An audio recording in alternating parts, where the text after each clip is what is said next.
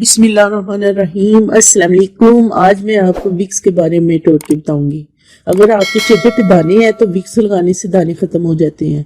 अगर आपके चेहरे पे छाइयाँ हैं तो विक्स लगाएं, 1 महीने तक आपकी छाइयाँ भी खत्म हो जाएंगी। अगर आपको मच्छर तंग करता है तो आप अपने बाजों पे, पाँव पे थोड़ी थोड़ी विक्स की मसाज कर ले, मच्छर नहीं काटेगा।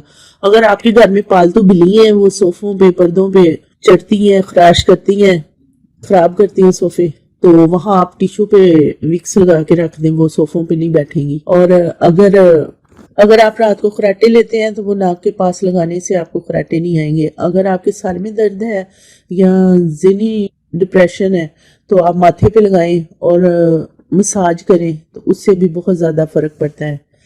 अगर आपके कान में दर्द है तो इनको विक्स लगा के कान में रख लें, वो भी आराम आ जाता है।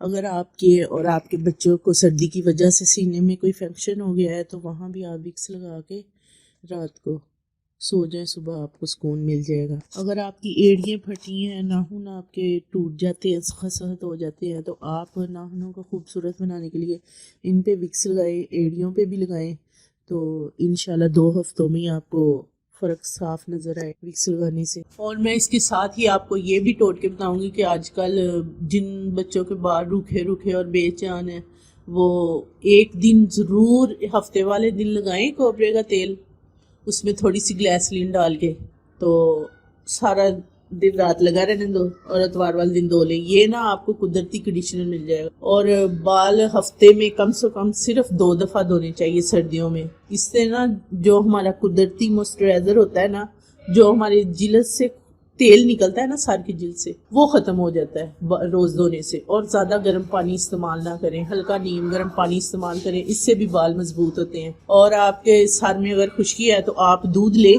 दूध के अंदर आप थोड़ी सी ग्लिसरीन मिक्स करके तो उसे सर की जिल्द से लेके बालों के सिरों तक लगाएं, उससे भी आपके बाल बहुत अच्छी नशोनुमा करेंगे। और आपने कभी कभी लस्सी वगैरह दही की बना के जहाँ अंडा दही लगाएं, उससे भी बाल अच्छे होते हैं। सर्दियों में कोपरे का तेल ज़रूर इस्तेमाल करें, इससे बाल बहुत अच्छे होते हैं। अगर गर्मी है तो आप अपने बालों को रूखा होने से बचाएं, ऑयलिंग ज़रूर करें, 1 घंटे के लिए तेल ज़रूर लगाया करें। जिनको नहीं भी पसंद, कम से कम 1 घंटा ज़रूर तेल लगाएं। और कच्चे दूध के साथ अपने सर की जड़ों की, बालों की जड़ों की मसाज करें, उससे भी बहुत फ़ायदा होता है। आपके बाल नरम मुलायम और दो मुँह होने से बच जाएं। अब आपने दूध से मसाज करनी है ना, तो हल्का सा नीम गर्म करके करनी है, इससे भी बाल बहुत अच्छे होते हैं।